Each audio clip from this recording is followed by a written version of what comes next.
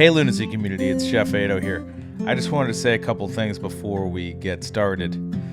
First of all, I'm really excited to share this episode with you. It's a really great conversation. It's a very deep conversation with my friend Amma.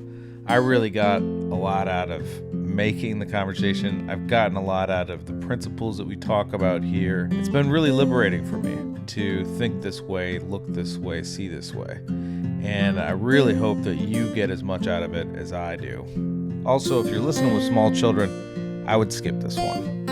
I do lose it a couple of times in this episode. And Amma gets really deep into an incredible story about her overcoming addiction and basically escaping death. It's a really beautiful story, and I'm excited to share it with you. Finally, I'm recontextualizing the podcast as a luminary podcast.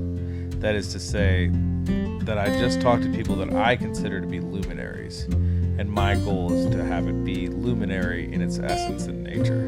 And with that, I'm super stoked to present to you my conversation with Amma Castro. Enjoy. I am Jeff Ado. This is Lunacy, a luminary podcast where we discern the sacred from the insane and admit that whether we like it or not, we are all profoundly affected by the cycles of the moon.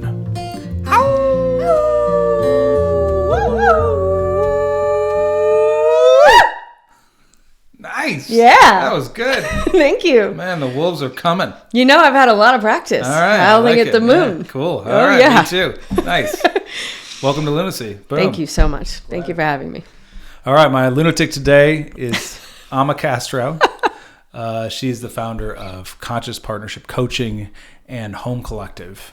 And she's been a really positive influence in my life with me and my wife. And I'm a huge fan of hers, and she's a dear friend.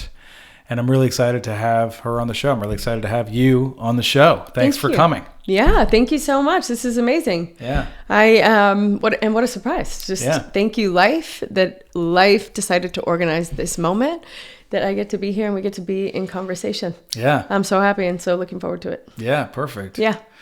That's great. So I think it'd be good to start out with a little background about you and kind of, just fundamentally a lot of the work that you do is helping to build conscious partnership with people. Yeah. Right? Not couples counseling, much more like how do we really tune in and learn from each other and like that. Yeah. So it's a different level of trying to really have a healthy marriage or partnership with people. Yeah. So maybe you could give us a little background on kind of how you got down that road, maybe a little bit of your history, and then how you arrived here. Yeah, thank you so much. I would love to do that. And thank you for just naming that piece and really holding that and tracking the piece around conscious partnership and the kaleidoscope of actually what that holds. Mm-hmm. There's a lot of, I think, hype around that terminology. Like it's trendy. Oh, conscious partnership. Everybody wants a conscious partnership, right? Yeah. And I think there's a lot of confusion sometimes even around what that really means and what the ultimate conscious partnership really represents, which is the deepest union in ourselves. Mm-hmm. And then our capacity to be able to relate to all the mirrors in our lives in a conscious way. Yeah. Right. So it's conscious relationship with God, source, creator, universe, whatever words people want to use. A divine conscious relationship with life, like the mother energy, mm-hmm. and then ourselves and then others, right? Yeah. Mm-hmm. So that part, I just have heard this so often, right? Like, oh, I want conscious partnership because there's this belief that is woven into the fabric of our like societal conditioning around what that's going to mean in terms of somebody getting something or getting an experience that they think is going to offer them peace, security, joy, mm-hmm. right? And this is not the reality of what conscious partnership actually represents. Sorry. Right? It's not. Yeah. So it's a jarring moment, I think, for people sometimes when, and I also trust that it's some part of them calling it in, but the mind doesn't really understand what it's calling in. Mm-hmm. And so whether it is conscious partnership with partner, whether it's conscious partnership in the extension of course, creating that conscious partnership with self, parenthood. There's this idealistic fantasy, and then there's reality. Yeah. And the reality is that if we are attuned to this reverence for relationship, and that sacred relationships, which all relationships are essentially the greatest spiritual teachers of all time, then we might find ourselves humbled very quickly as to what these are really all about.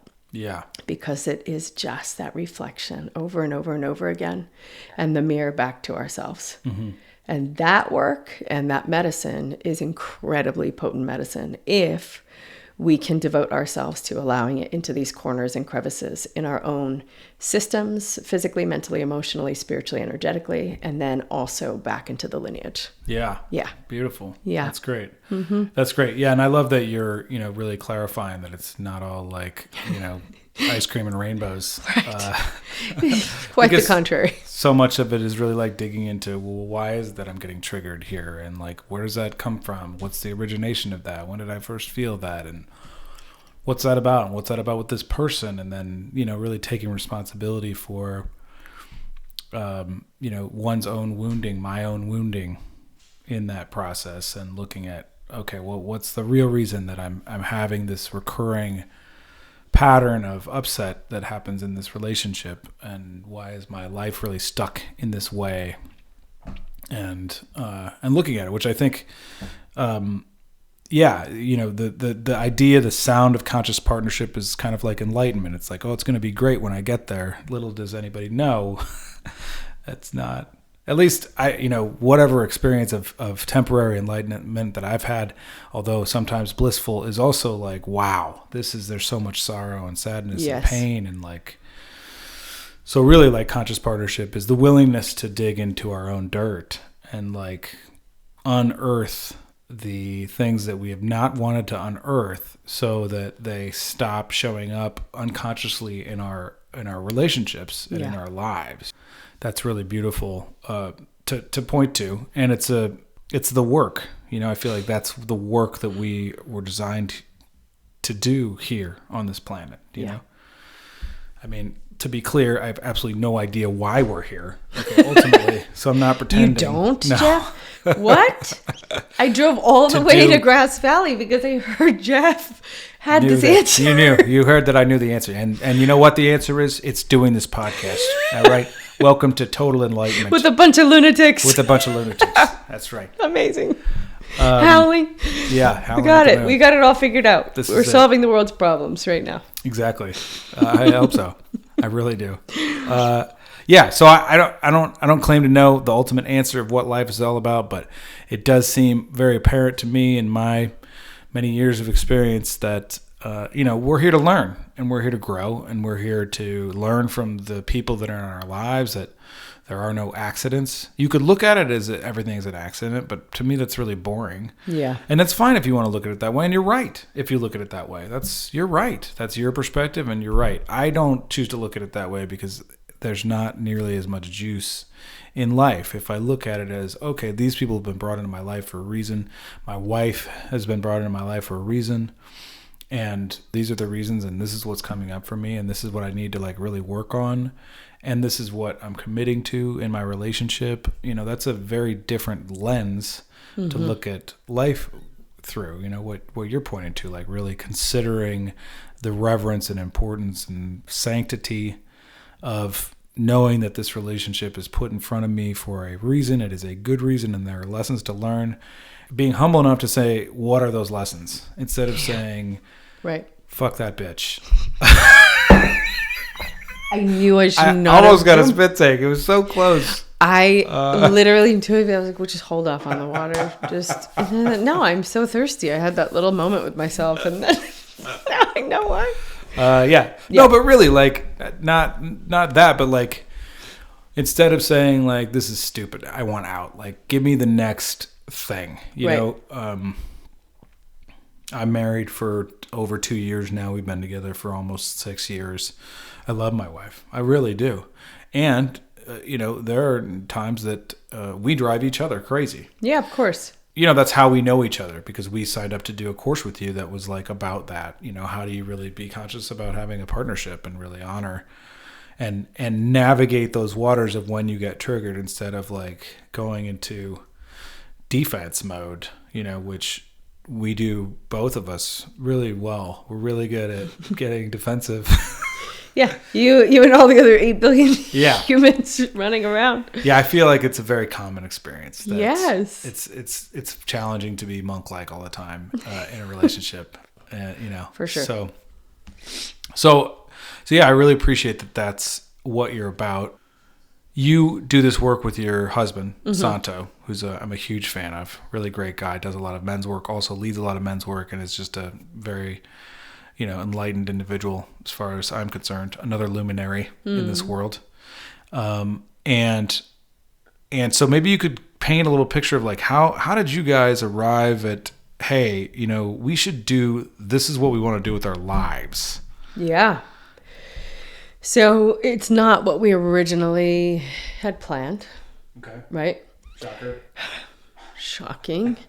And we both actually were, and maybe more so me than him, maybe not. I think both of us had an idea of the ease and grace that we expected to experience when we walked into partnership. Together.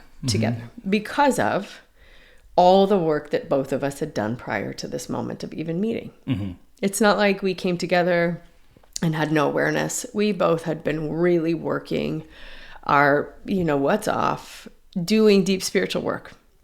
So coming in, it's like, oh, good. We're so ready for this. This is going to be amazing. Mm-hmm. It's like a relationship of peace and harmony. And yeah, that is not how it went. This is not how it went. So here's what started to happen, and it started to happen rather quickly, which makes sense given who he and I are. We just move quickly through time and space. And both of us, if you looked at the life story of us individually, you go, holy shit. Like these two have lived so many lifetimes in one lifetime. Yeah.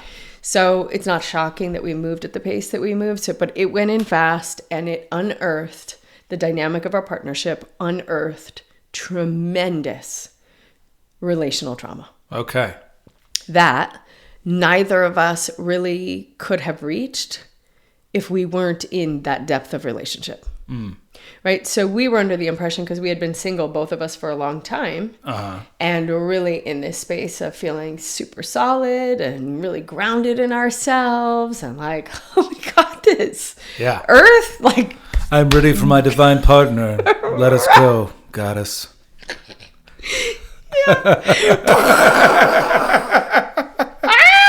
Okay. Wow. There it goes. So it was this deep invitation into the initiation of what partnership was really going to be, which was, hey, haha, guys, this is actually going to be your greatest spiritual teacher. And in the dynamic, because of course, and we see this over and over again, where two people find each other, and it's like, oh, my set of triggers and your set of triggers are just, how is this possible that we would trigger each other this much? And, we've called it trigger ping pong, or we had somebody in one of the groups call it a trigger NATO. It's just like one person says something, the partner gets triggered, that trigger triggers this trigger triggers this trigger before you know it. Trigger NATO, like Sharknado, like tornado. Okay. Like tornado. Right. Not like, okay, got it. Yeah, like what just happened. Right. Like the whole house just blew apart, and I don't even know how this started, right? So we found ourselves in this very predicament many times. And we started to become students of our own experience. So both of us worked with people individually, right? Like we had been mentors for others, and then didn't really have the idea that we were going to be mentors for couples. And as we started becoming students of this experience and really watching ourselves and what was happening and what it was actually opening up in terms of opportunity for us to go into places that just were never attuned to, never had a moment to process through somatically in our nervous systems and our psyche, maybe even imprinted in our spirit, right? We could go to childhood trauma, we could go to lineage trauma, we could go to soul karmic trauma. I mean, depending on how far back you want to reach. So that is what we started to notice is, oh my gosh, in any moment where we have this intense triggering experience, we're either going to unconsciously time travel, which is what happens when we're in the defensive mode and we're in that place of division, separation. I'm protecting myself from you. My perspective is right. Yours is wrong. There has to be somebody who's good or bad. So that's the context of most of the world in conflict. Right? Yeah. Sadly. So coming in and going, wow, so what are these protectors coming in for? Why are they so strong? Why are they so intense? How long have they actually been with me? And so this work of really pulling apart these pieces. And the protectors, you mean like the spirit like the defensive, that's like getting, that part of ourselves that's like, you, fuck you, or whatever, right? Yes. Yeah. That just steps in, right? To protect the deepest pain and vulnerability in our heart that does not feel safe. And most likely because it really has not ever had a moment of being attuned to. Yeah. Right. Because so much of that goes back to our childhood and something that really traumatic happened. And then in that moment, we had no idea how to handle it. And we weren't trained how to handle it because that's not trained in our culture, unfortunately, now. I mean, I don't know. Maybe you're training your kids. But like, there's a little bit of like work. People are doing parts work and stuff like that. And there's like there seems to be, at least there is a movement. I mean, I'm very hopeful that the whole thing takes off and people are like, I want to be awake instead of being asleep all the time, but I can only, trust with myself, my people, and my audience, so, and obviously I think, obviously anybody who's out there listening to this, clearly you're interested in living a fuller life and seeing beyond the veil here a little bit. And thank you so much. Thank you. Really. Thank you. Thank you so much. It means a lot that you would even listen to me talk to anyone, but obviously it's great that you're on the show. Wow, that almost turned into an insult, and it wasn't intended to be. Anyway, thanks for listening to me. I'm thanking you for being and especially Amma. All right, because what does she have to say? No, I really appreciate that people tune into this podcast. I'm always inspired to see the numbers of people that are listening and get comments back and such. So, thank you for paying attention. Yeah, so that's really fascinating.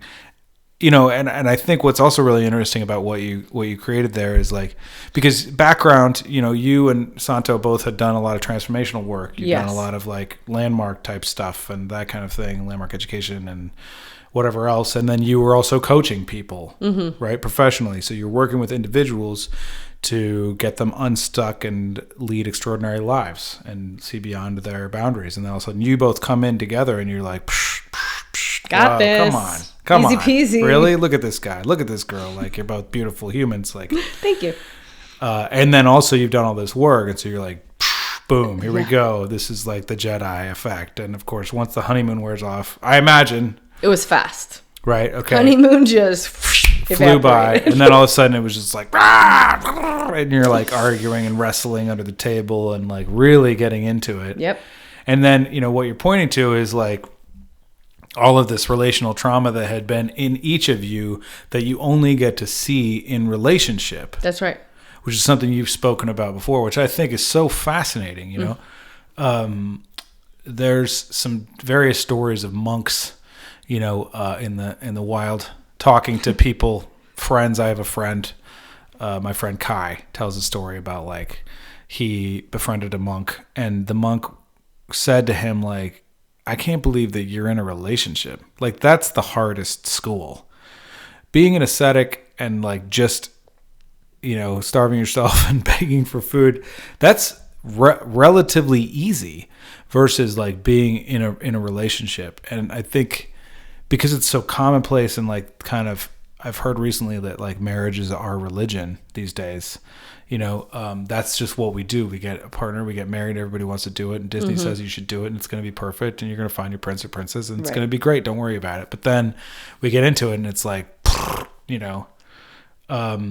it brings up so much stuff. And one of the keystones of the work that you do is the trust and belief and knowledge that these things that are coming up need to come up, and they can only come up in relationship, and That's they can right. only come up with you and your partner. That's right. Well, not necessarily that part. Okay. Because, and this goes back to conscious partnership is not necessarily only for people who are married or dating. Right. Okay. Because Yeah, that's true. I'm in conscious partnership with my kids.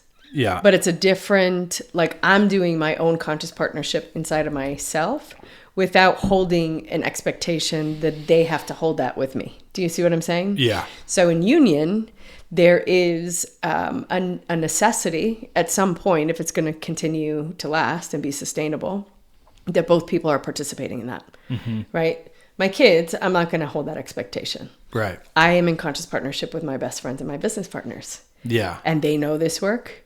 And it's just so amazing because we can go through things. And it's like, you know, when we open our heart, and this is the piece that this is why it comes up in relationship. We get injured in relationship, and then we have the opportunity to heal in relationship, or we re-injure ourselves over and over and over because we're doing that unconscious time travel piece. Right? We're going back in time without knowing it to a wounded part of ourselves, and then trying to protect that part, and oftentimes trying to fix what's over here because we're trying to fix the thing in the past, and it's all happening unconsciously. Yeah. So when you have a body of work that says, hey, let's slow this down for a minute. Let's slow this down and see if we can consciously choose to time travel on purpose. Right. Let's become curious. Yeah. Let's go back. Let's see what this piece is. And let's see then if we can work with this piece, right, in a way that can create some integration and some space for it to exist and for none of it to be cast out and for us to feel the grief and move the energy through our bodies. So in best friendship even. And then I'm in business with my best friends. There's all kinds of things that can get triggered in these human dynamics of opening our heart and feeling the risk of that. Because that's where it will happen. Right. Where we feel any kind of risk that our heart could be injured again is where these pieces will arise.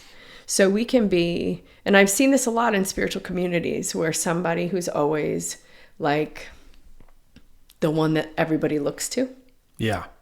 And they don't have a mentor or they don't have even like equal partnerships. There's a lack of vulnerability that happens there. Like if I'm always on top, there's not a lot of risk. Right? Yeah. But when we start finding ourselves really opening in like sacred reciprocity, where it's like, okay, we're actually going to open and we're going to be in this dance together, or I'm going to open and receive from somebody, there's just more vulnerability that comes into the space. This is where that starts to get into the soma and these things start to get unearthed. And then we start to feel afraid because we're bracing for impact. And so with my friends, like we've had such major ruptures. There's 3 of us, and in the triangle we had one rupture that was so hit the core thing for all 3 of us, and different things, but it was the perfect storm that would have each one of us get invited into the deepest wound of our existence opposite women. Is it possible for you to kind of give us like some detail that's not necessarily like accurate, but like an example of like what that looks like? Yeah, I think I can share the fundamental pieces. So we're all in business together, right? And we all love each other so fiercely. Like the love between us as sisters is just immaculate. And there was a moment where something moved inside of the business and there wasn't like full conversation around it. And so one of my deepest things that I just have been trying to work out, I think since the beginning of getting here, has been around a lack of transparency, a feeling of betrayal, and something happening behind my back. Okay. Right? And then me finding out on the backside, and then it feeling like it's made into not really that big of a deal. Oh, That combination of events is like when you look at a lock. Yeah. That's the code for like, oh, there she goes. DEFCON right? 1. Watch out. it's like now I have enough skill to not do that in that way, right? But even in just communicating the piece that came up for me, and then really having a lot of protection around my heart, like it just felt so unsafe to have all those things feel activated at the same time, because it really is that perfect recipe and cocktail for me. Mm-hmm. So this activates then my dearest sister into feeling like, and this is her biggest wound, is that her goodness and her, like the benefit of the doubt goes missing. And for her, that's the Achilles heel. It's like something happens. Like that she would have the benefit, that she would be protecting you. No, right? that I wouldn't automatically give the benefit of the doubt in knowing who she is. Okay. And trusting her. Correct. Okay. Gotcha. So like that there's any part of me that would put that in question. Yeah. Just like, boom, hits the deepest place in her of feeling like, I'm not seen in who I really am, right? It's the deepest misunderstanding. Yeah. So for her, that's the deepest ache. Then for my other best friend, this was the place of feeling somehow her experience was she's in the middle. Even though I'm like, you're not in the middle. I'm equally as triggered by both of you. It is not like you're in the middle of this. Like I am working this out opposite both of you in the same way. Okay. Now, here's the miraculous piece. All three of us are holding and knowing that this is medicine. Okay. All three of us are understanding that our deepest place is getting hit. All three of us understand that if we can move through this, not if, but when we move through it, the repair actually is the thing that creates the trust and safety and the intimacy in relationship. Like we're all holding that. So this is the best news, right? Because oftentimes you have maybe one person or no people that have this skill. Probably none. Yeah. So we all three have deeply trained in this work. So we're all three going in and we're tending to that original wounding. And it's different for all of us, but it doesn't matter. It's all coming up in this one moment in time. And it was so necessary for all three of us to have that invitation to go into these spaces and places that essentially have nothing to do with this moment, have nothing to do with this current avatars, but it's so historical and it's so painful. So all three of us did that. We went in, we attuned ourselves to that pain, we gave space for our own process to be with that historical wounding and move all the way through. And then we went into the most exquisite process of repair, where all experiences had the opportunity to be known, seen, validated, right? So it becomes a this and this conversation.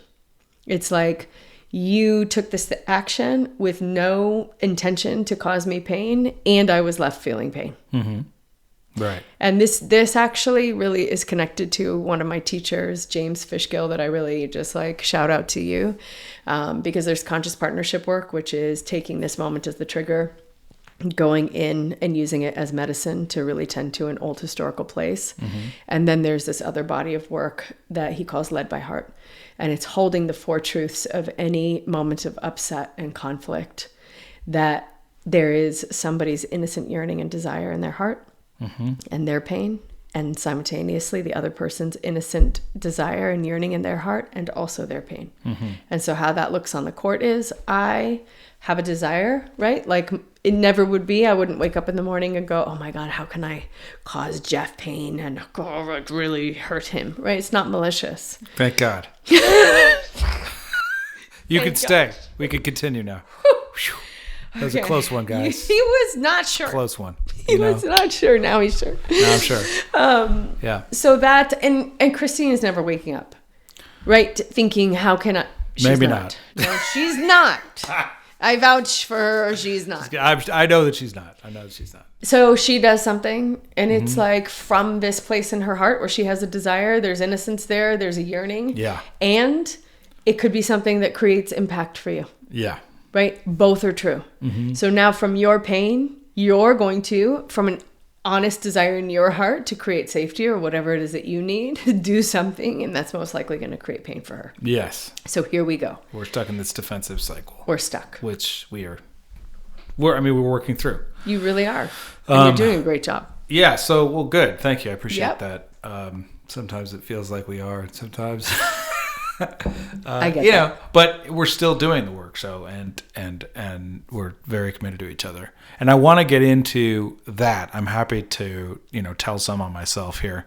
But since we're on the subject, I'd love if you're open to it, if you could walk us through what those steps look like. What do you do? Okay, so I get triggered, right? Yep. And then what do I do instead of flipping out and being a real asshole, which that's quite frankly, flipping out, getting mad. That's my go-to. Like I'll get mad. My defense comes up and I get really mad, and then all of a sudden we're mad at each other, and right? That's the uninvestigated lack of skill, immediate reaction. I get mad and I get defensive. In that moment, what do I do? What does one do? Okay. So the quicker that we can take a pause, the more kind and loving these moments are going to be. Mm-hmm. When we are activated in our nervous system and trying to work it out from that place, most likely we're going to get stuck in the old loop and perpetuate the suffering. Yeah. Right? And this is sometimes where people get really stuck because so many of us are walking around with the deepest abandonment wounding. Mm-hmm. And so the idea of letting go in that moment hits something so deep and so painful that it's hard to. Yeah. So we want to get our claws in it and we want to work it out right now. And that, I will say for myself, 10 times out of 10 has not gone well. Mm-hmm. Maybe we'll get there, but looking back, I can see, I don't think that had to be so brutal. Yeah. And there is something exquisite about knowing when to take a break. Yeah. Take a pause. Take a pause. So that's step one. Step one. You see the claws come out, your hackles come up, you're about to freak out. Just say, I need a minute. Yes. Or I don't have the space for this right now. Can we have this conversation later? Okay. And there's a mastery in how to communicate needing a pause. Yeah. Because this is, again, where stuff can go sideways super quick. For sure. Right? I have so noticed. It's like, I don't have space for this. That's probably not going to land very well. No, because that sounds defensive. Right? And it will be interpreted, especially if somebody's in a trauma response, as, I don't have time for you. Right. Right? I don't have time for your pain. It feels dismissive. And then also, if we make the other person why we have to take the space, that's not going to go well either. Yeah. Like, I just can't with you right now. Or, you need to work on yourself before we can come back to this. If there is any part of what is being said that is pointing to over there, guaranteed we're not going to be having a good time. Yeah. Right? Uh-huh. And you know this and I know it. So I don't know what you're talking about. Of course you don't, no, Jeff. I've never experienced that at all. You've never experienced nothing like that. Nope. I'm innocent. I'm always real sweet. Ask anybody. I'm actually sweet. Most people think of me as a sweet person. But you are a sweet person. And listen, relationships are going to bring out the best and the darkest shadows of us. So for sure. There's things that our partners are going to see that other people are probably not going to see. Nobody. No. Yeah, it's true. We get to see the worst in each other. Yes. So, yeah. Okay. Good. Okay, so the art of the pause. Art of the pause. And how do you recommend to people who don't know how to eloquently I'll give you the hack. Express the pause. Less is more. Less is more. Okay. Yeah. And how it's going to be potent and the most well received is to really take full ownership of I'm really noticing myself dysregulated in this moment. Mm-hmm. And I need a minute to just come into my own center before I can be powerful in this conversation. That's good. I know. I'm feeling that I'm really dysregulated in this moment and I just need a minute to come back into my center so that we can be powerful in this conversation. There you go. Can I add in and I'm not a total asshole at the end? No. I can't add that in. I mean, go for it. Do whatever you want. I might be able to do that. Anyone what they should do or what they shouldn't. That's enough. So here's what will happen if you do. It will lose its potency. Yeah, right. And then don't make a joke. You're going into defense and they're going to, right? Yeah. So I'm really feeling like I'm dysregulated in this moment. I just need to take a minute so I can come back to center so I can be powerful in this conversation. Yeah. That's great. I'm going to try it that way. And this is really important to me. Us working this out is really important to me. Okay, yeah. I'm not feeling equipped to do that well right now. Do you see how all of these things I'm saying are taking full ownership? Not like, oh, you're so dysregulated that we need to take a break. Yes. You're clearly in a trauma response. Oh, this is probably connected to that wound that we learned about in the conscious partnership work, right? You need to do your 5 steps. None of that is going to be a good idea. No, it's not. Nope, it's not. Tried that. But anyway, yeah, we have definitely stumbled down that path. Yeah, everyone has. Several times. So have we. A million times. So taking the pause, doing it as gracefully taking as full possible. ownership for it. Right? Yes. Yeah. Then we want to be in the practice of developing the muscle to understand when we're in a moment where there's such activation. Right? It's like, what is actually happening and what's the appropriate reaction or response to this thing? And then if there's a disproportionate reaction to this thing, then what is that thing in me that is getting so heightened that is starting to project something onto the moment that may or may not actually be appropriate? Yeah, right. This is very challenging, right? Because we don't know always, oh, is this discernment or is this like a freaking projection of trauma? So the art of dealing or working number with, 1, take a pause. Number 2, really look at Yes. what the level of reaction is. So, and we have our 5-step process. Yeah. Right. So the 5 steps invite someone to first of all look at part 1, what actually happened. Yeah. Let's keep it simple, keep to the facts, what was said. You said this thing. Yes. Right. Or And- you did this thing. Correct. And it's very Glass short. broke, whatever. The glass broke. Yeah. End of sentence. Like, it's not actually usually a long explanation. Right. It's one thing that was said. Yeah. Or one look. Right. And we collapse what happened with our interpretation so fast Yes. that it becomes almost impossible to know Yes. what's what. The story that we made mean, the thing that happened becomes immediate evidence for the story that we made up in our heads. Correct. That has nothing to do with reality, but everything to do with the story that we've been running for years and years and years. This Yeah. bad program. And maybe it that has we've been something running. to do with this. But how much? Right.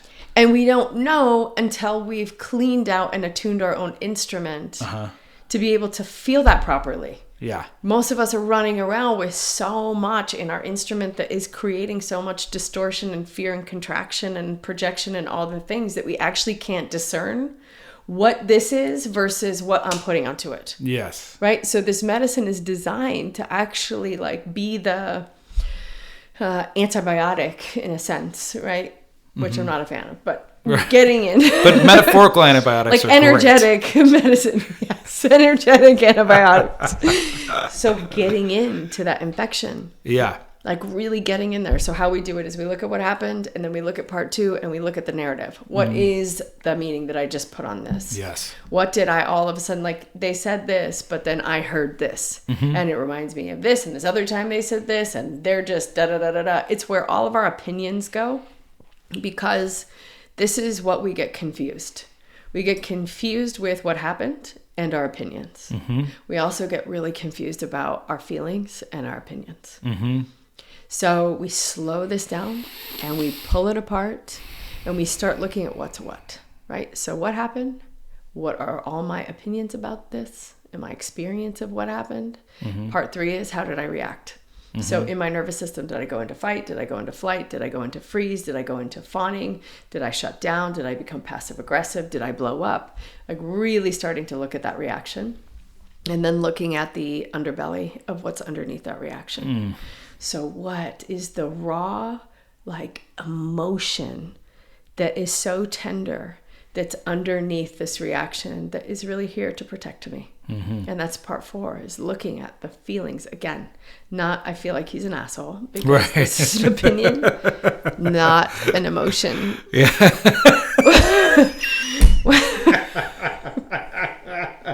I can't tell you how many times I've heard that. I mean, seriously. What emotion are you feeling right now? He's an asshole. I feel like he's really fucked this up. Can I say bad words? Oh, gosh. Yeah.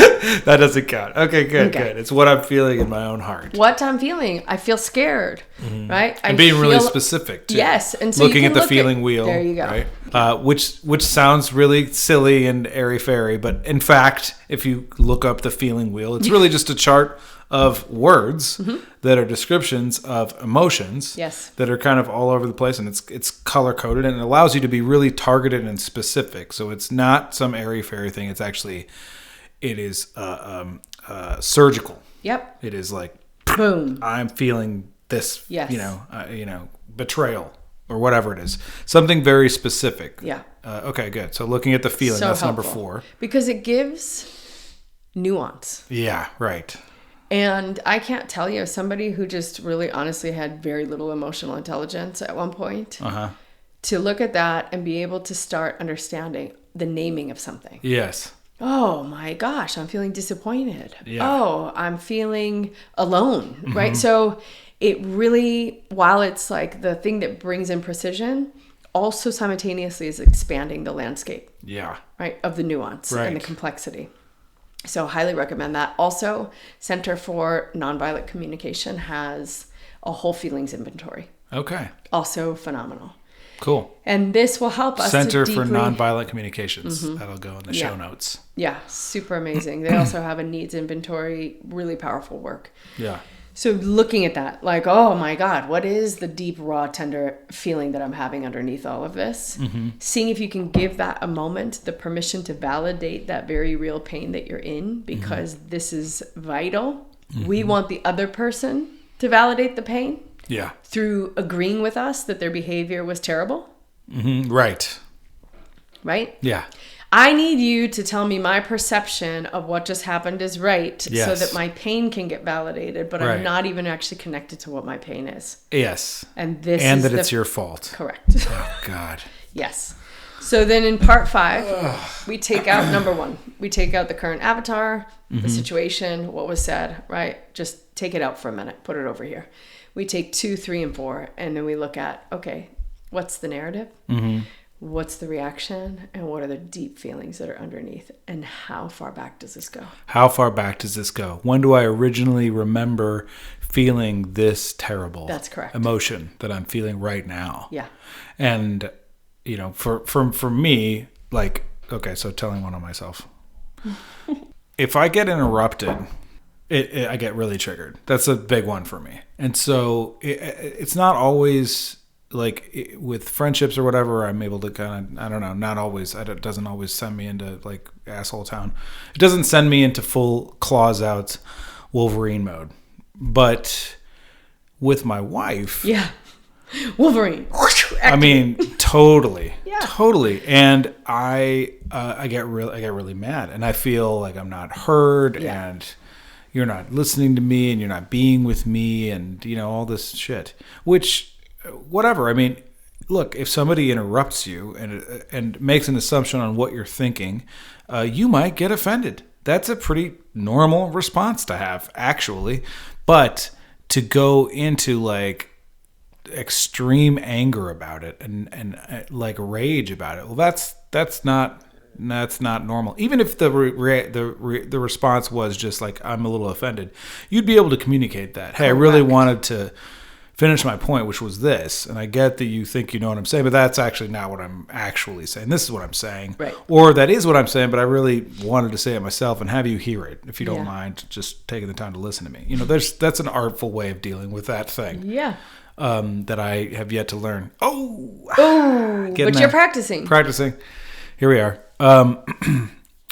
Versus like, getting interrupted. So for me, it's like when I do take the time and stop and look at it, wow, I'm at the dinner table. I'm 5 years old. My sister's there. I'm 6 years old. Yeah.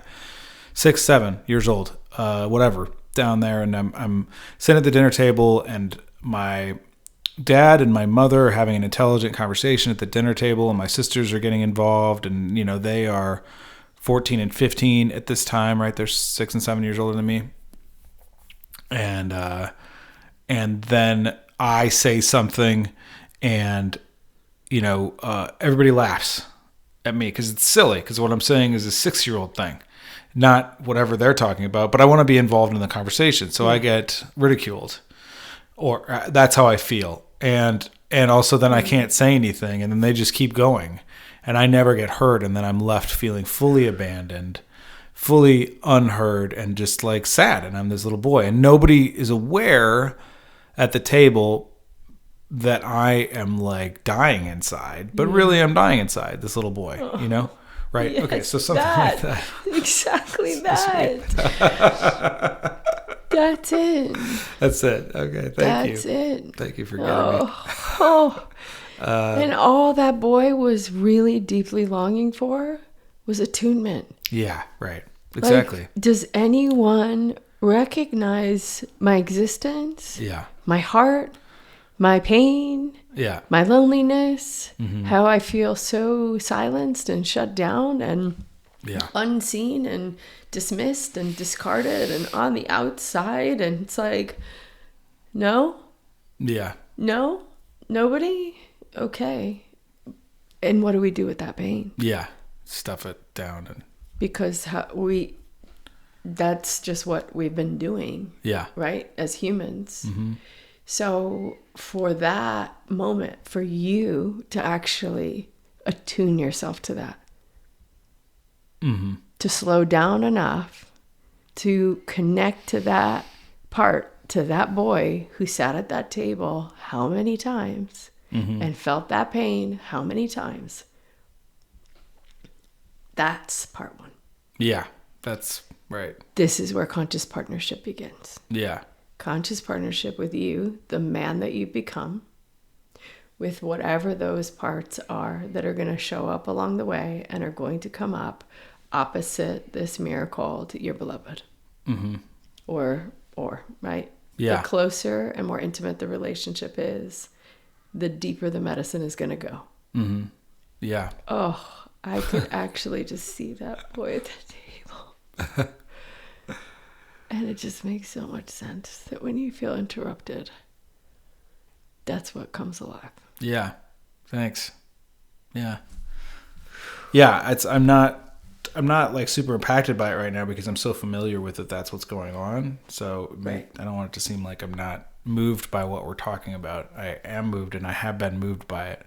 And I see that. And I also see that, like, you know, the propensity of the ego is to constantly make stories all the time anyway, so that we can survive, and then we survive things, and then we make up stories about that because our ego thinks that we have to experience that in order to survive. And so then we like reinvent these traumas over and over again in our relationships, etc., going forward. And then we're never trained unless we go out seeking training, seeking initiation to figure out, oh no, I'm in charge of making these stories up. And it goes back to this little thing that happened. That's something I think that's critically important, is like, one of the reasons that this work is so hard to begin with is like my automatic, and I submit that our automatic, each of us, our automatic thing is to just want to be right at all costs, no matter what, and state our opinion and be, this is it. And we will die being right.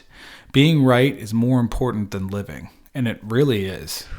It's so sad that it really is. It really is. People would rather be right about what they feel and what their opinion is than live. And you see that all the time. And one could posit, and I would, you know, that disease comes out of that. You know, we're hanging on all this stress and this fear, and then all of a sudden we're dysregulated in our body, and then all of a sudden we get this weird cancer. Well, where'd the cancer come from? Right. I don't know. Maybe it's something you ate. Maybe it was something you ate. Maybe it's that you've been holding on to this little pebble that you've never been wanted to look at because it was too painful, and nobody trained you or showed you how to take the time to stop time and go back and look at it, which is the work that you're doing. That's it. So, like, I just want to acknowledge that, like, you know, this is real Jedi shit right here. It's not, it's like all of the forces of the ego and everything that we know ourselves to be is saying, no, I'm right about this and you're wrong. And, you know, like everything, especially when the claws come out. Yep. It's like looking at a dragon that is like breathing fire on you, and you just like look at the dragon and just go, hold on a second. Instead of like totally defending yourself and putting the shield up and getting your sword out and like, you know, like just saying, hey, I really... before you burn me alive, I just needed a second to really like look at myself. I'm just gonna need I'm just feeling dysregulated right now, and I would like to get back to my center so I could show up powerfully. for you, Dragon.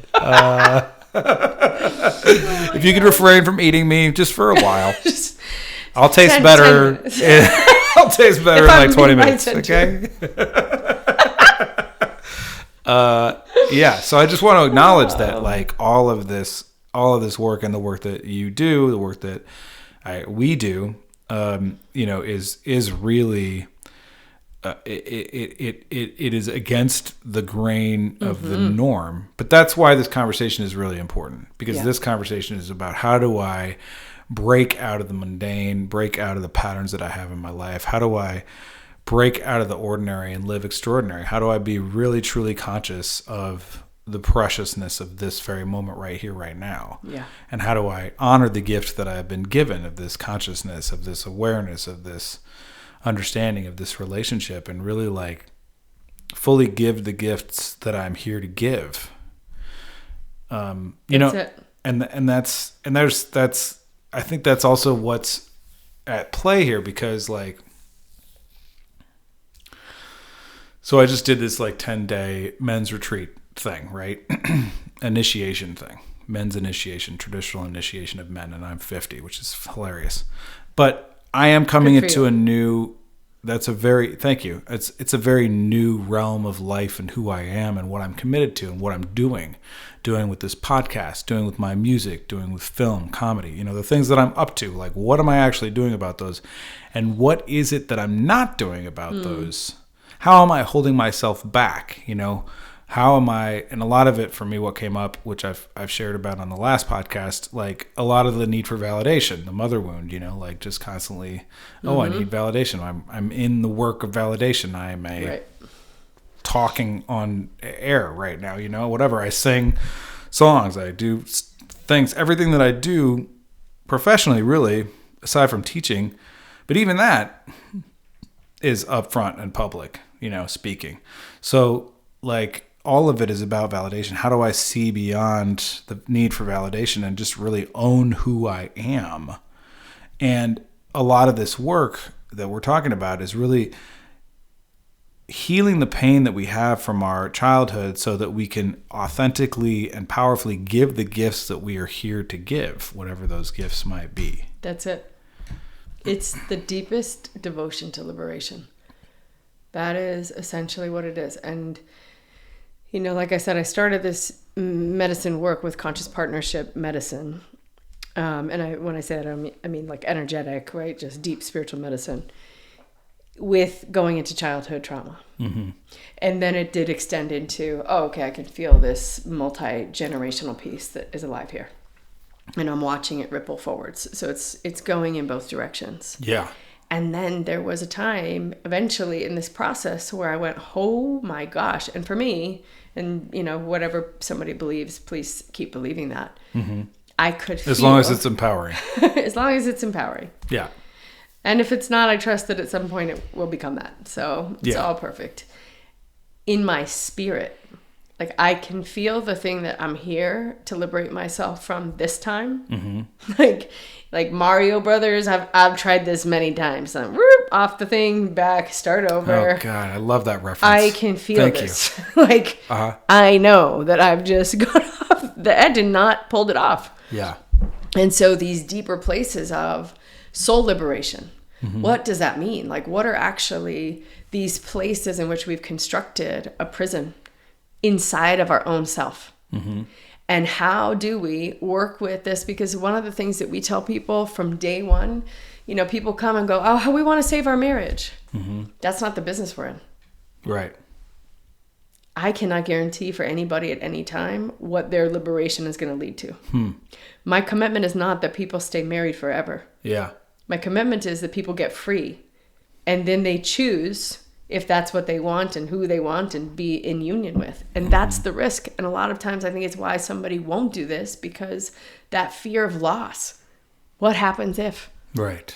But Santo and I will be the first to tell you, we've had to let go of any attachment to that. This is like, there's been deep desire in our heart to grow old together. Mm-hmm. And if any moment shows up where liberation is this, then that is the thing that will be chosen. Because this is not about making a relationship last forever. It's the deepest listening to what liberation is and what this relationship is here to teach us. And sometimes it is working through pieces, and sometimes it's letting go.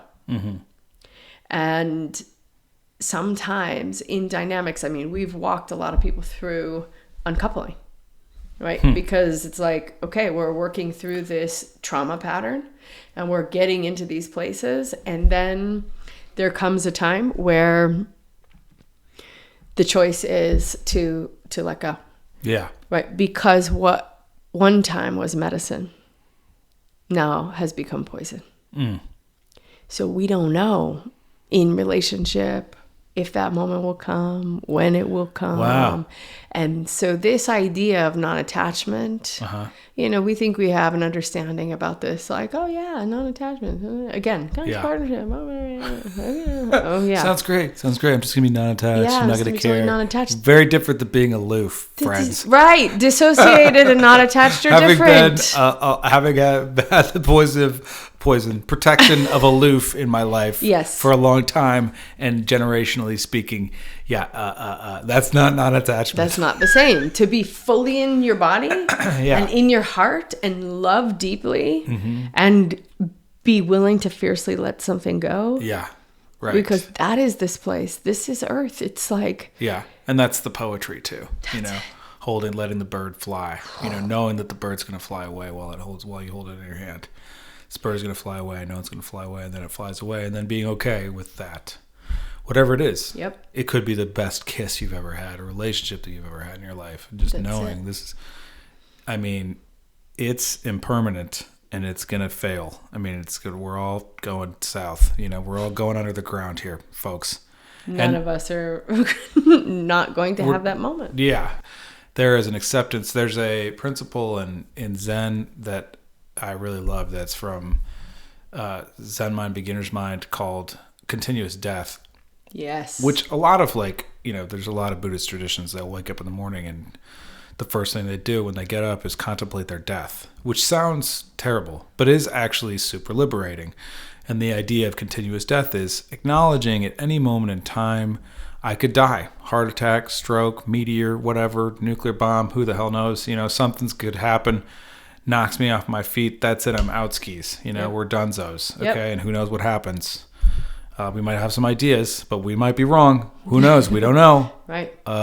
So holding, I could die at any moment. If I died at any moment, would I be complete with how I'm living my life right now? That's it. Which is, wow, that is a samurai sword to hold. It is, for sure. I talk about it because I think it's awesome, but I don't live like that most of the time. Right. Sometimes I do because I really think, and that's the goal, right, is to keep reminding myself live more of the time that way. Yeah, the goal is to live all of the time that way, to really embrace this moment right here, right now, as if it is my last. Yep. As if it is the only moment that I have. And in a very large way it is, because our consciousness is only composed of 15 seconds of time. The space in which we actually exist and can be conscious is going to be gone like that. Exactly. Yep. So how do I make this moment right here, right now, as potent and impactful and beautiful as I can, and really own it and be in it, even if it's brutal. That's right. And so painful. That's and right. So just like what you were describing that I experienced in my life, and I think everybody's got something like this or worse. Yes, for sure. I was never beaten. I can't even imagine what that's like. Whatever. I had some bullying and that was terrible, and I could tell you some stuff about that. And I've had some other things that are highly traumatic, and I could tell you some stuff about that, and that'd be awful, but I haven't, I haven't had sexual trauma, I haven't had beatings, right? So that's not something that's part of my history. Thank you, God. And also so much compassion for what that's like. And then having to stop and go through that experience so that you're no longer a victim of it, whatever that is, whether it's at the dinner table being interrupted or being bullied terribly, right? Or whatever, really, okay, I'm going to sit with this pain and look at it and forgive myself and hug this little boy that had to go through that and let him know that it's safe to come outside because daddy's all grown up and daddy carries his sword now, you know? Like, I mean, that's good. I got myself. The best. Yeah, you know, like really stop and say, that's powerful. Like stop and say, you know, hey, I'm all grown up right now and now I can defend myself. And you're okay to come out, and I promise you that we'll continue to be in relationships that are going to be good for us. No. Which, you know, I think that's beautiful, a beautiful way to live. Yeah. And that is not common in our culture. In our culture, it's just, we live in a culture of constant distraction where people are literally stealing our attention away from us. It's the most valuable resource we have, and it's being pilfered left and right by a bunch of pirates. And I'm not blaming the pirates because that's just the way that it goes. They're trying to make a buck, and that's the system that we've designed. Yeah. We didn't realize it was totally psychopathic until recently, but corporations fit all the criteria for psychopaths. It's not bullshit. It's accurate. So, you know, our attention's constantly being grabbed. You know, we're constantly being told you should go have a drink, you know, to get rid of it, get rid of this. Yep. Like, that's the medicine for you, which is, I mean, I drink occasionally still, but I don't drink the way that I used to. And that medicine it's just not, it's just not good. And that's the thing that's the medicine. Literally, that is of all of the things, all of the, you know, you could smoke pot, which that's becoming bigger and has its own kind of pitfalls, but there's also something beautiful and Bob Marley about it. You know, you could eat microdoses of mushrooms. Well, that's actually really great. Try it. I recommend. You could go do ayahuasca, only if you're called. That's some deep work. You know, you could do all kinds of stuff that could actually benefit you, and you could use intention to really, really make it benefit you and create set and setting. But no, we're just constantly barraged with go have a drink. What do you want to drink? Here's our cocktail list. You know, like, what's behind that? So we live in a world that's constantly robbing our attention, stealing who we are. And in the midst of that, we're stopping and saying, no, how do I be conscious? How do I really value this moment and wake up to the beauty of my life just right now, if only for this moment? Yes. That's the ultimate freedom fighter right there. Yeah. That's it. Moment to moment. Some moments it's like just second to second. Yeah. Right? How can I live? And it's the irony of I can live when I am actually fully willing to die. Mm-hmm. Yeah. That's it. What you were saying about these, you know, Zen and Buddhist philosophies, it's like that art of dying, the willingness to go through these death portals and let it all go. Mm-hmm. And that book, Pema Chodron's book, How You Live Is How You Die. Okay. Great book. And it's all on this, right? It's like, what if everything that we were living here for was just the preparation for the moment where we transition back? Yeah. Right? It seems kind of likely. I mean, this feels true for me. Yeah. So when I hear that and I feel it, there's something in me that's like, ooh, that feels really true. It really does. So how can I be in a practice on a day-to-day moment of really allowing things to die and allowing my heart to break? Mm-hmm. Because in that space of really growing my capacity as a human being to be in my heart, especially when there's so much pain, that is the thing that expands my heart in its capacity to be with life and the beauty and the wonder and the celebration of it. Yeah. I did not know back in the day when I went into a deep world of escapism, right? Alcohol, all the things. Give me everything. Yeah, let's get into it. Just get me out of here. Right. Right? Out of here. I want out. And right. So the art of escapism through many substances and addictions and all kinds of things, you name it, I really went for it. So good job. Yeah, I really did a good job. And I was given the grace to have a moment of, okay, time's up, kid. Like someone said this to me, wow, you've really used all your fun tickets, huh? And I was like, Oh, I have used my fun tickets, your fun tickets, probably everybody in this restaurant's fun tickets. It's miraculous that I was able to stay this long. Yeah. And that moment. Thanks for making it out. Yeah. Keep going. The moment to choose, right? Am I going to walk the courageous path, or am I going to leave in this state? Yeah. And so this was the moment this was almost 17 years ago. Like, okay, I'm walking home. I'm walking home to myself, which is home to my heart, which is growing that courage and that strength to be able to face these things. Because in all the moments that I was grasping for whatever it was, it was just to not feel the pain. Mm-hmm. But I didn't know this at the time, that me turning down the volume over and over and over again on the pain, that I was turning down the volume on being able to feel life. Yeah, right. All of it. You cannot turn the volume down on the pain and not turn it down on the joy. Yeah. It's just, it all gets turned down. Yeah. Now, great. There was some part of me that was super brilliant in doing that. I didn't have the skill set to be able to navigate that pain. Mm-hmm. So that escapism essentially saved my life in that moment. Huh.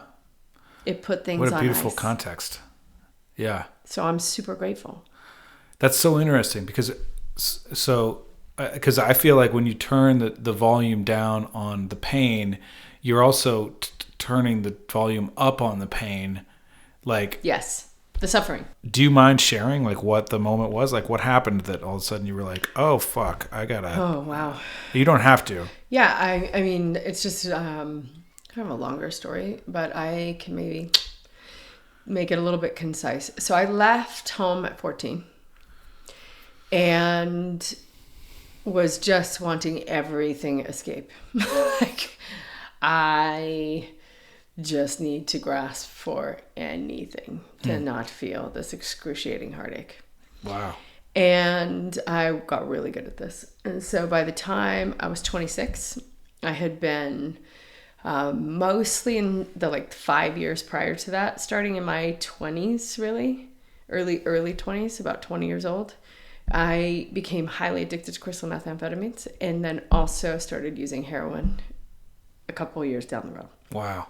So by 26, I was homeless and addicted to these two things at the same time and had been for quite a while. I had the most fascinating series of events. I was living in Florida and my father had passed away August 16th of 2006. And when he left, I really wasn't too sure I wanted to stay. I had this alliance with his spirit. And even though we've had a rough human road together, there's something in the spiritual agreement that I really went into question of whether or not I could stay here without him physically here. And that year was just this deepest, going into near death. Mm-hmm. And I was 95 pounds. I was really almost on the verge of dying. And somehow still working in a pool hall and, just living this wild, crazy life. And I had somebody come up to me in this bar. Perfect stranger. Never seen them before. Never saw them again. Came over and said, this might sound really crazy, but the Holy Spirit. And I was like, oh, okay. Yes, this sounds crazy. I'll just save you the trouble. And she said, no, I really have to tell you something. Pushed me over here. And you need to know that God is trying to reach you and has a message for you. And I said, okay. Did not even take this into consideration. I was so unavailable. 1 week later, I had two guys come into my section and they were playing pool and they weren't drinking. And at the time I wasn't drinking, not because I was sober, but I just was choosing not to drink in that period of time. Mm-hmm. But I made a comment, oh, you guys you don't drink. And the guy said, oh, no, we don't. And I said, yeah, I don't drink either. And he said, oh, because you're a Christian? I said, oh, no, definitely not that. Mm-hmm. And then they go on to share this whole story about one guy that was there in particular, lost everything, was nearly dead, smoking crack cocaine. I mean, just really, really at the edge, and then had a profound experience with God. Gave his life to God, is in total devotion to God. The other guy's telling me his story. They're rapping in like God rap. Mm-hmm. And then they said, we've never been here before. And when we were walking in, we looked at each other and said, why are we here? And then we reassured each other, like, we're here because we are actually coming here specifically to find someone and give them a message. And he said, and that's you. And I was like, oh, okay, this is a little bit strange now. Still. What was the message? Right? Just basically the God is real. And that I need to start paying attention. This is like the first two messengers. 1 week after this, it's 1 year on the anniversary of my father transitioning out. It's August 16th, 2007. And a girl from my work calls, and she's having all this drama with her boyfriend. And I'm like, come over, I'll save you. I'm a mess, but I was always trying to save everybody else. She comes over. Naturally. Because that's who you really are. It is who I am. And it's totally not landing right because I'm a mess. Yeah. But I still have this desire, and it's distracting. You're all I don't have bleeding to look at myself. and like your arm's off, and you're like, I can help you. No, it's fine. Totally. And I don't even have to look at the fact that my arm is missing and I'm bleeding out. Let me just focus on you. Oh, God. Exactly. So she's sitting in my house, and I'm thinking I'm like so, generous and helpful. Yeah. And all of a sudden, this woman, who I don't know well, I've known her for maybe a month, starts channeling all this stuff around what's happening. I was married at the time. What's happening in my marriage. Things I had not told anyone. Like very detailed, very things that I would not say. Yeah. And I'm going, how is this happening? I don't understand how she knows this. Yeah. And then all of a sudden she just bursts into tears, and she looks at me and she said, you have 2 weeks. If you don't leave here in 2 weeks, you are going to die. Wow. And she said, and God has such a big purpose for you. Amazing. And going on about God and God and God. And I mean, I just, in my world, this was not conversations people were having about God. Yeah. I really had, for many years, such a perspective of, if someone believes that, they're basically stupid. Mm-hmm. My, IQ is very high, and I'm super intelligent, and God is like, what is this, a fairy tale? So I had a profound series of events that intercepted like all the stuff that would get in my way of understanding that there is a power that is so much greater than us. And I knew when she said that it was the truth. Wow. And so I literally packed up everything I owned, and I left 3 days later, and I never went back. Wow. Yeah. Where were you living at the time? I was in Palm Beach Gardens, Florida. Okay. Yep. Okay. Wow. Yep. So that was the beginning. Beautiful. Yep. That's amazing. What an amazing story. Yeah. And did you go to Christianity after that, or you just kind of started looking? So I did. Okay. Radical. Like born again. Oh, yeah. Okay. Deep. I moved to a ministry. I went deep into the church. I was in Bible study. And I went all the way. Cool. I'm like a very all or nothing kind of personality. Which, right. Checks out. That checks. Right? Yeah. And there was a point where it didn't quite fit right. Mm-hmm. And how I perceive that just is that the truth is there's no way I could have heard any other message than the one that I heard. Mm-hmm. There was a lot of fear in it. There was a lot of shame in it. There was like a lot of like, this is the way, right? Yeah. And the version of me that needed to hear a message at that time could only hear something like that. Mm-hmm. My consciousness was completely riddled with fear. Yeah. And shame.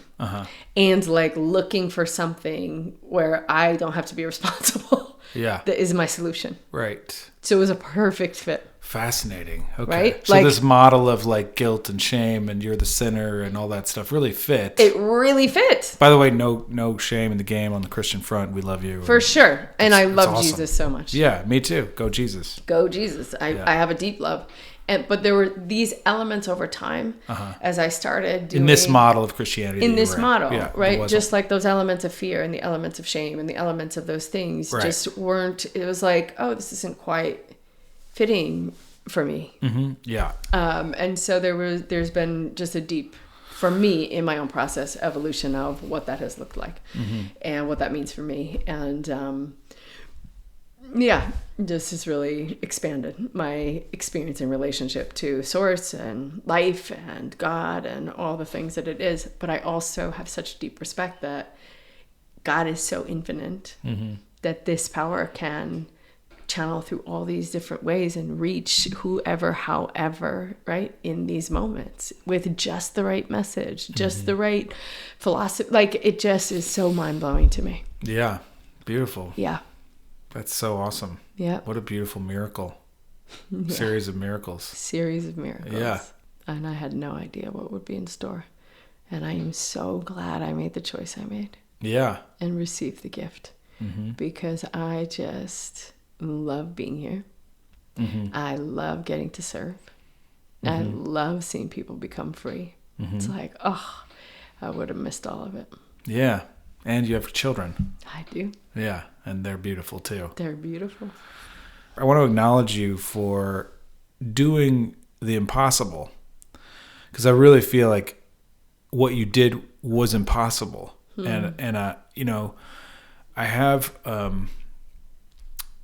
two really good friends who were addicted to meth and heroin, and one of them is with us. They're twin brothers, and the other one is not. Love you, Matthew.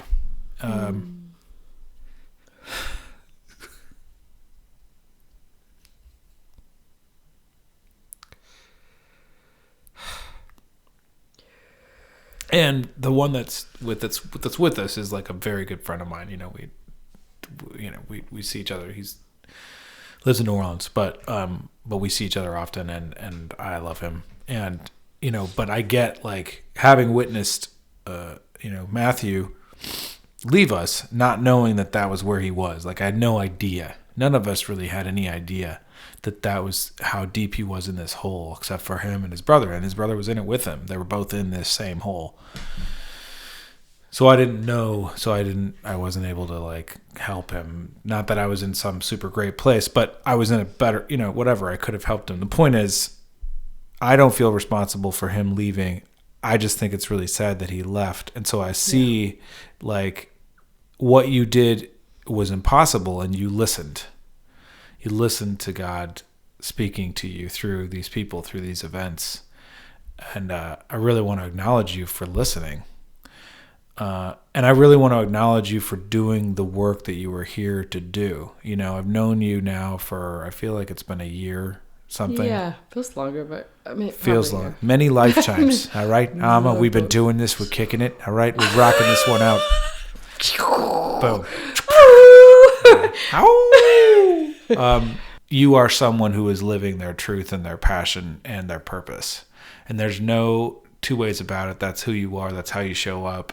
It's very clear, and I really appreciate that you have answered the call, and that you continue to answer the call. Like, on behalf of myself and all those that you have served, thank you. Thank you. And and I really appreciate it.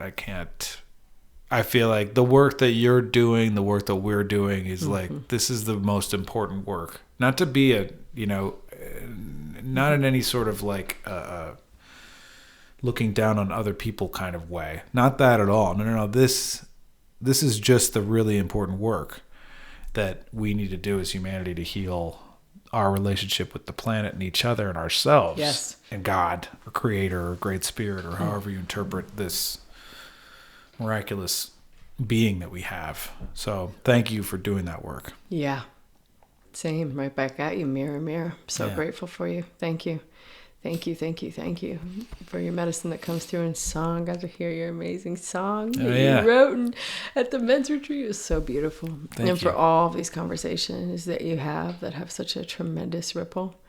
Thank you so much for just the instrument of magic and miracles that you are in the world. Yeah, I'm so grateful for you too. I got it. Thank you. Yeah. Yeah, so hard to like accept acknowledgement, so weird. You're doing Why a really it's good hard job. to accept acknowledgement, but thank you. I really appreciate it. Getting better. Yep. How do people get in touch with you? Okay, so best way to find me is Instagram. So my Instagram handle is Amazing Activations, and that's where all the offerings for whether it's conscious partnership work or the Women's Collective Home that my beautiful best friends and I co-founded and create. And we have retreats in the desert and on the East Coast, and that's the best way to find me. You can also email consciouspartnershipcoaching@gmail.com. And you could check out our website, consciouspartnershipcoaching.com. Beautiful. Yeah. That's Thank you so much for asking. And you said this, and I really want to thank you because it's the essence of what my spirit is here to do, is to show that we can really do the impossible. Yeah. And that is absolutely possible. Mm-hmm. The man that I drove to Florida with passed away at 40. The man that I married in Florida passed away at 45. My son's father passed away at 34. All of them in the hands of this thing. Wow.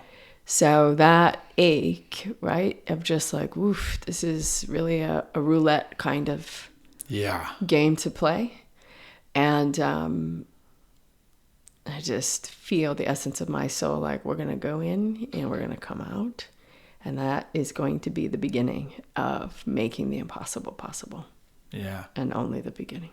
Beautiful. Yeah. That's awesome. Yeah. Let's go. Let's go. Woo! LFG. That's what my kids say. I learn all these things now from my kids. LFG, they say. What? LFG? I'm my best friend. Oh, yeah. My best friend goes, does that mean live for God? And I said, oh, I love that. It actually means let's fucking go, but let's live for God. So we say LFG, LFG. Yeah, that's beautiful. Yeah. That's gorgeous. Thank you so much for this conversation too, Jeff. I'm so grateful this worked out. Absolutely. So one final question. I asked if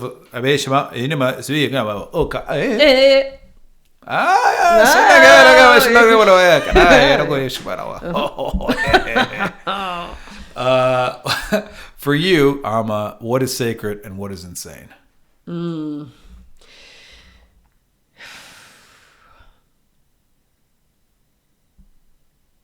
Sacred is the deepest listening. It's the place where there's soundness of mind and the ability to create peace and to create harmony.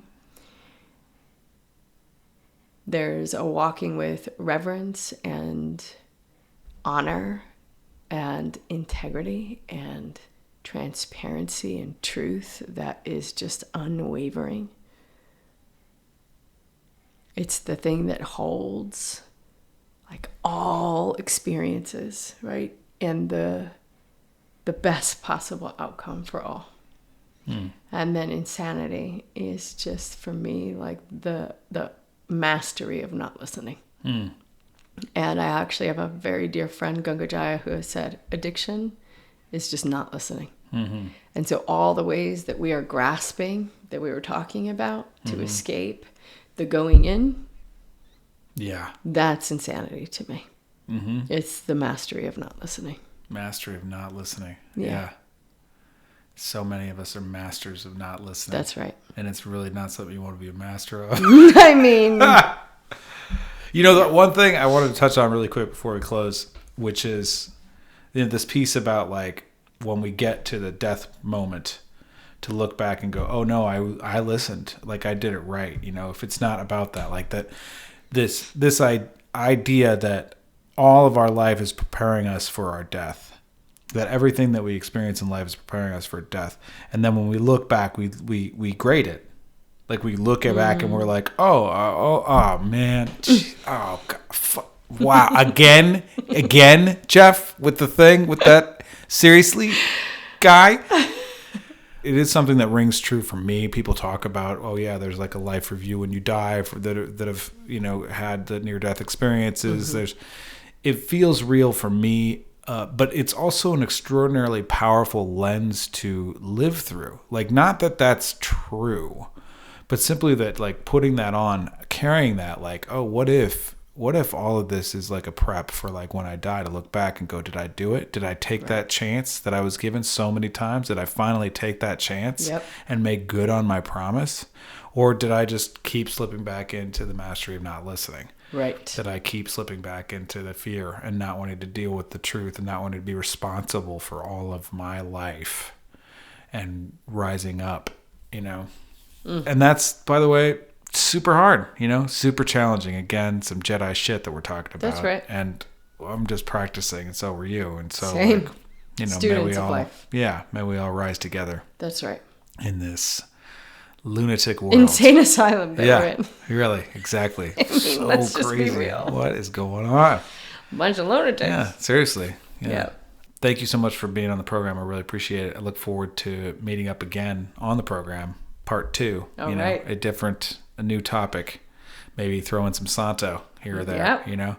Thank you all for tuning in. Really want to acknowledge you for listening. If you made it to the end of this podcast, I salute you. Really. Thanks for listening. Thank you for listening. We love you. If you want to support Lunacy, go to patreon.com/Lunacy Podcast. Soon to come, Lunacy Community for Real in 2025. We're launching it. It's going to be great. You'll be able to connect to guests, and you'll get lots of special treats and that kind of thing with the podcast. Love you so much, and we'll see you next time.